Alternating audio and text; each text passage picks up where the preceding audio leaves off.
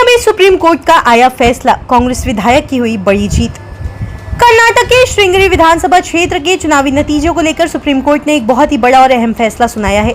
इस फैसले के बाद भाजपा के नेता DN जीवराज को बड़ा झटका लगा है, जिनकी विधायकी चली गई है। वहीं सुप्रीम कोर्ट के इस सख्त आदेश के बाद कांग्रेस के नेता TD राजगौड़ा की बड़ी जीत हुई है और उन्हें एक बार फिर से इस सीट का असली विधायक मान लिया गया है।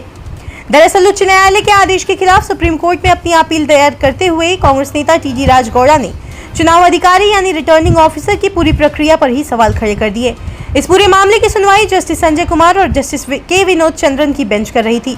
अदालत ने कांग्रेस नेताओं की दलीलों को सही माना और चुनाव अधिकारी के काम को पहली ही नजर में गलत ठहरा दिया।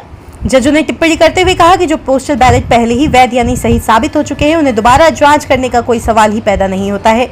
अदालत ने साफ कहा कि चुनाव अधिकारी ने आदेश से बाहर जाकर काम किया और ऐसे बिना आधार वाले कदमों में अदालत का दखल देना बहुत जरूरी होता है। बता दें, सुप्रीम कोर्ट ने आदेश दिया कि जब तक इस अपील पर कोई अंतिम फैसला नहीं आता, तब तक दोबारा गिनती के आधार पर लिए गए सभी फैसलों पर रोक रहेगी और पुरानी स्थिति ही लागू रहेगी। बताते चले, श्रृंगेरी विधानसभा सीट पर साल 2023 में हुए चुनाव में पहले कांग्रेस की TD राजगौड़ा को जीत मिली थी, लेकिन भाजपा के उम्मीदवार DN जीवराज ने इस नतीजे को कर्नाटक हाईकोर्ट में चुनौती दी थी।